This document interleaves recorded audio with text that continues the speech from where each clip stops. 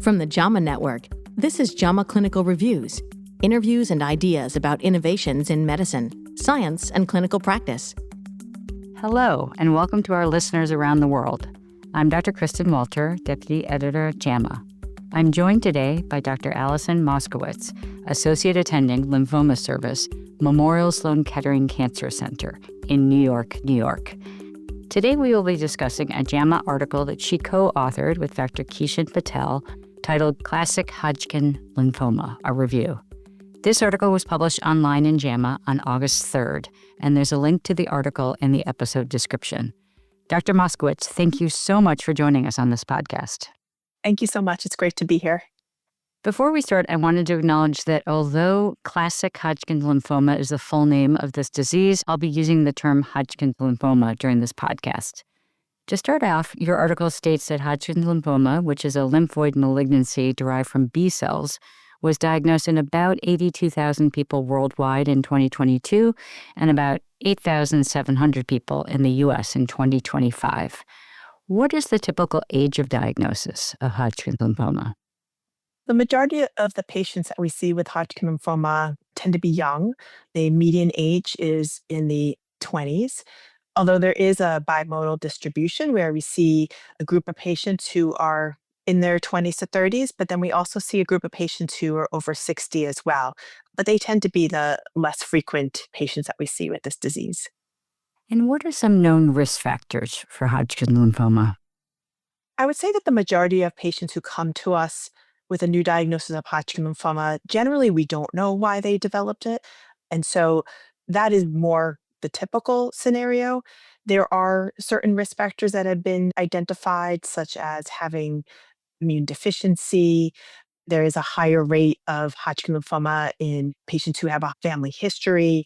But generally, I would say for the majority of patients, we don't know why they developed it.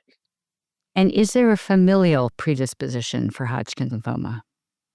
Yes, so there is a familial predisposition for Hodgkin lymphoma. There are higher risks among siblings and particularly higher risks among twins. And so that has been reported. Sometimes we see multiple people within the same family developing it. These are rare situations, but we do see it. And can you also discuss Epstein-Barr virus and the link with Hodgkin lymphoma? The Epstein-Barr virus, or the virus that causes mono, is positive in 90% of the population. But there is a link between the virus and Hodgkin lymphoma. I'd say that in Hodgkin lymphoma itself, about 40% of the cases of Hodgkin lymphoma are positive for the EBV virus and seem to be very closely linked to the development of the disease in those patients. Why certain patients end up developing EBV-related Hodgkin lymphoma, we don't always know. It does tend to be more commonly seen in patients who have immune deficiency, and we also see it more commonly in older patients with Hodgkin lymphoma. And your article discusses how the diagnosis is typically based on an excisional lymph node biopsy that reveals Reed-Sternberg cells in a polymorphous inflammatory infiltrate, and that the 2022 World Health Organization classification system includes 4 histologic subtypes, which are nodular sclerosis, mixed cellularity, lymphocyte-rich, and lymphocyte-depleted. Which of these subtypes is most common in the U.S., and is there geographic variability in subtype frequency?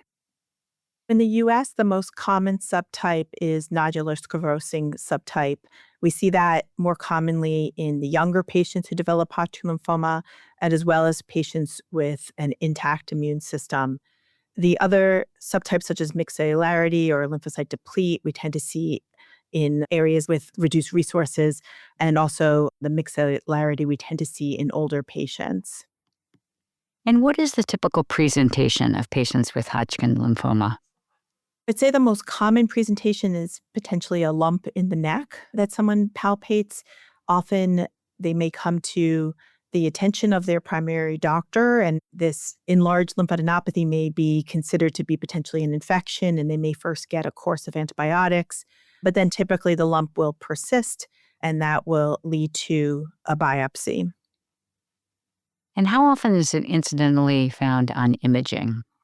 It's not typical that Hodgkin lymphoma is found incidentally on imaging because it usually grows on the faster side. So usually it comes to someone's attention either through a lump in the neck or through potentially symptoms from a mass in the chest, which could be cough or shortness of breath. Many patients will have B symptoms such as fevers or night sweats. Some patients will have pruritus that sometimes can be very debilitating or last for quite a long time before the diagnosis is made. So all of these things can be very nonspecific, but one of these symptoms tends to lead to the diagnosis.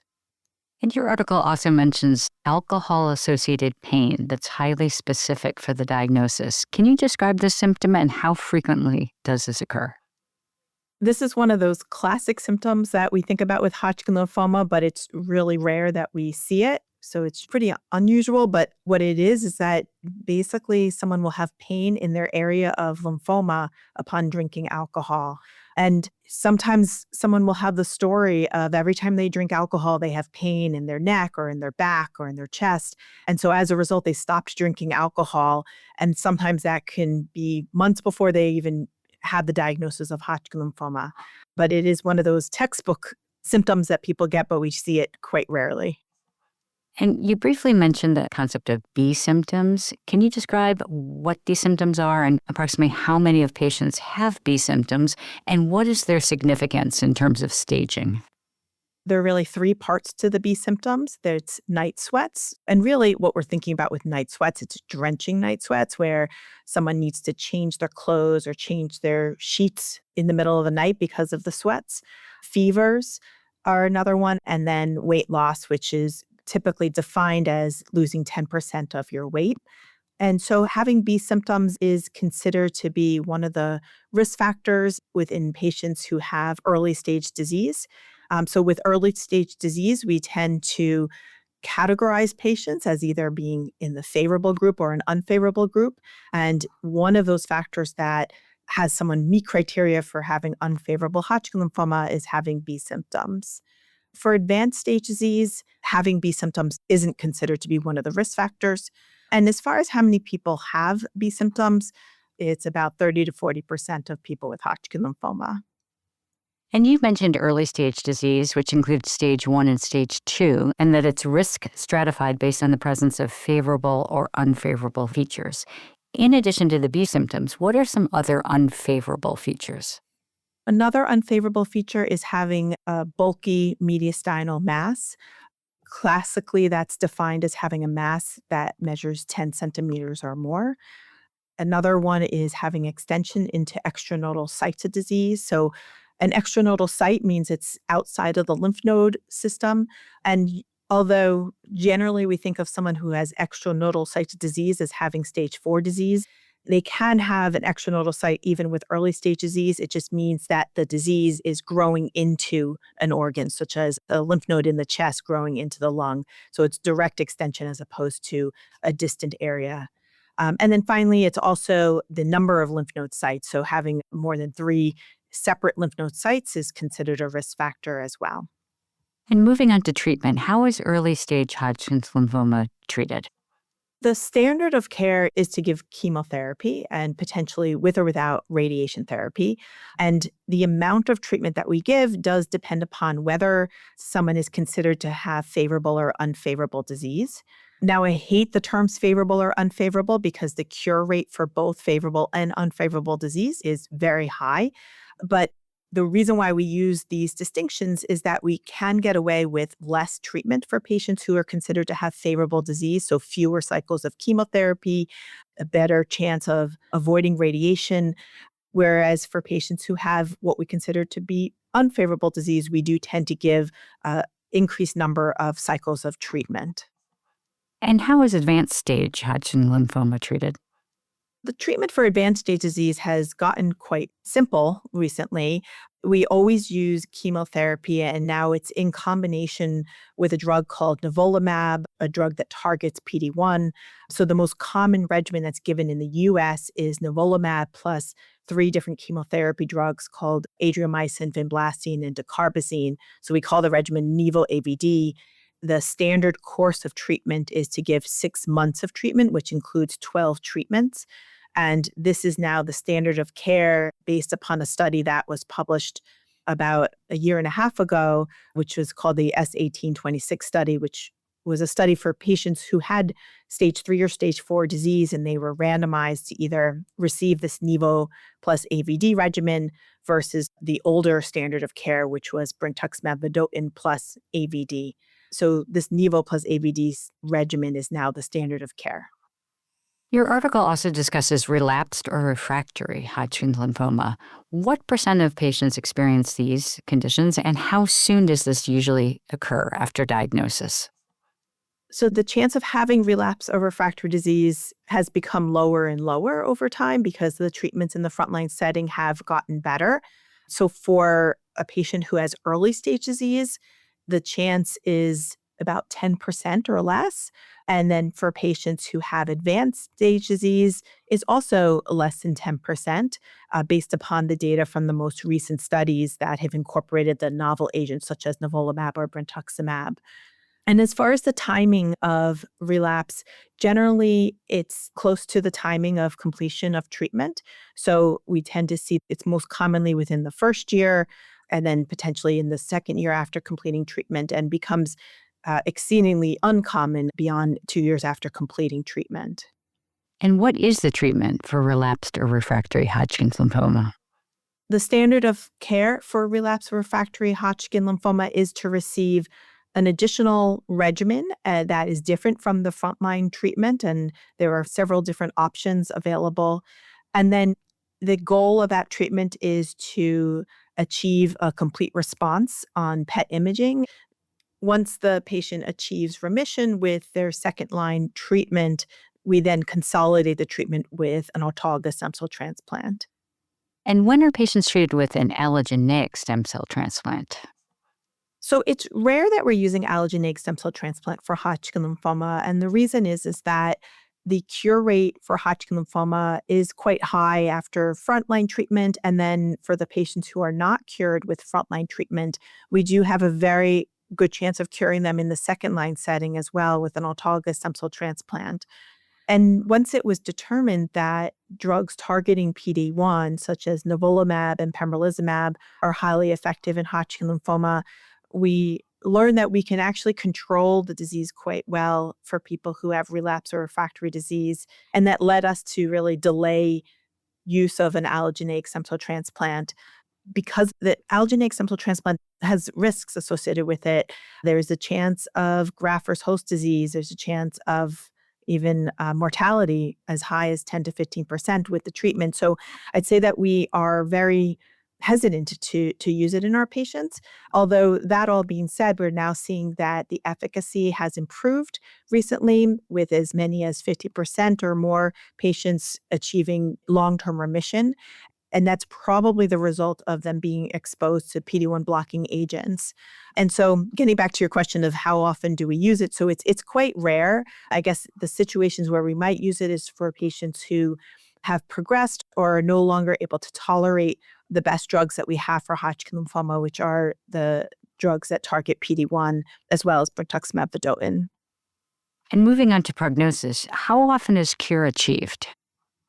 Over 90% of patients are cured either through their frontline treatment or through the second-line treatment. And so the majority of the patients will go on to recover from treatment and to live fairly normal lives, thankfully. And after treatment for Hodgkin lymphoma, survivors have an increased risk of secondary malignancies, cardiopulmonary dysfunction, and thyroid dysfunction. Can you discuss this and which cancers are most common among these patients? With regard to, I start with thyroid dysfunction. We do see thyroid dysfunction for patients who have been exposed to PD-1 blocking agents. And then also there's a risk of thyroid dysfunction as well as thyroid cancer for patients who received radiation to their neck. And so this is something that we monitor for thyroid dysfunction. And then as far as monitoring for secondary malignancies in that setting, we tend to do through physical exam.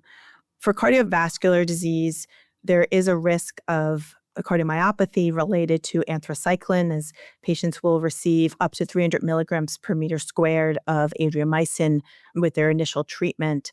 And so this is monitored with an echocardiogram that's done within a year of completing treatment and then repeated later on if they develop any worrisome symptoms. As far as secondary malignancies, there is a higher risk of malignancies, potentially GI malignancies, and the risk of secondary leukemia related to chemotherapy. So, with regard to the risk of leukemia, the monitoring is just through follow-up and monitoring routine blood work. And with regard to GI malignancies, there's not a specific follow-up, but it's more having a high index of suspicion and referring a patient for evaluation if they're having any GI-related symptoms. And then finally, there's a risk of breast cancer for patients who received radiation to their chest.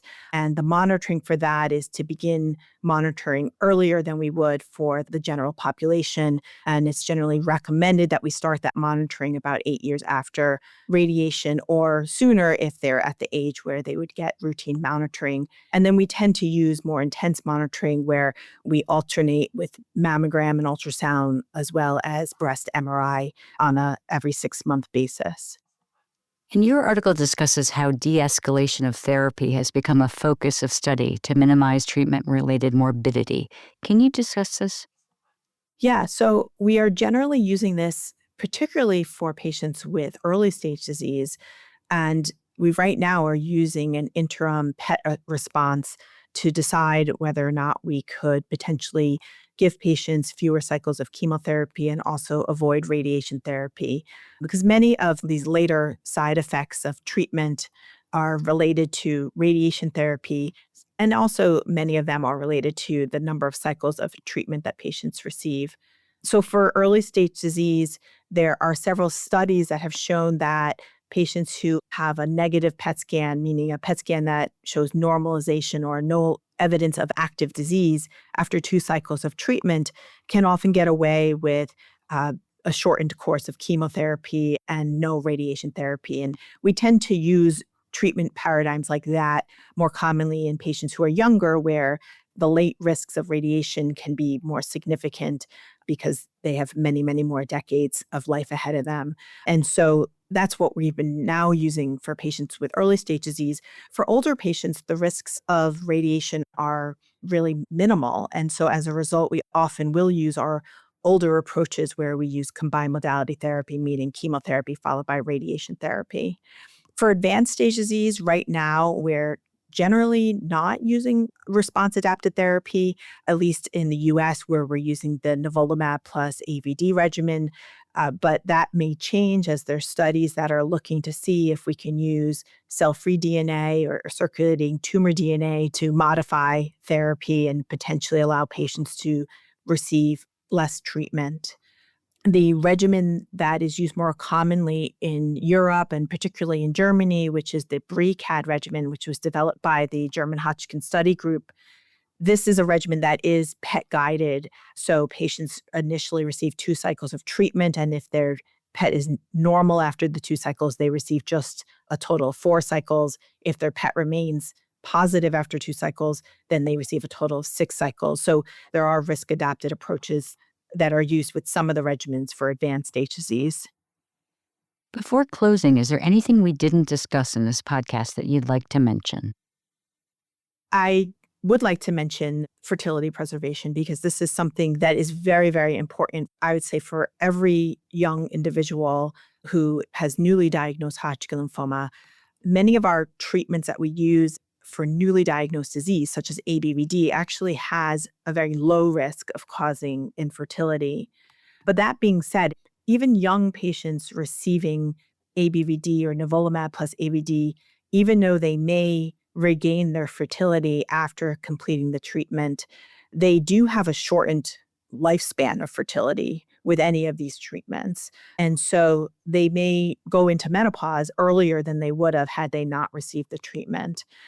That's one reason why I often encourage fertility preservation before starting treatment. And the same goes for men. I think it's very important for them to undergo fertility preservation as well. And the second reason is that I see it as almost an insurance policy because although we mentioned that the majority of patients will be cured with their frontline treatment, there's still patients who are not cured. And some of those patients need to go right into additional therapy. And that additional therapy, as we mentioned, may include an autologous stem cell transplant, which has a much higher chance of causing infertility. And because of that, it's better to take care of the fertility preservation before anything starts so that we don't have to worry about how the treatment's going to impact fertility further down the road. Thank you so much for sharing your thoughts with us about this interesting and important topic. Thank you so much. It was great to talk with you. I'm Dr. Kristin Walter, and I've been speaking with Dr. Alison Moskowitz from Memorial Sloan Kettering Cancer Center in New York. You can find a link to this JAMA review article that we discussed in this episode's description. This episode was produced by Daniel Musisi at the JAMA Network. To follow this and other JAMA Network podcasts, please visit us online at jamanetworkaudio.com or search for JAMA Network wherever you get your podcasts. Thanks for listening. This content is protected by copyright by the American Medical Association with all rights reserved, including those for text and data mining, AI training, and similar technologies.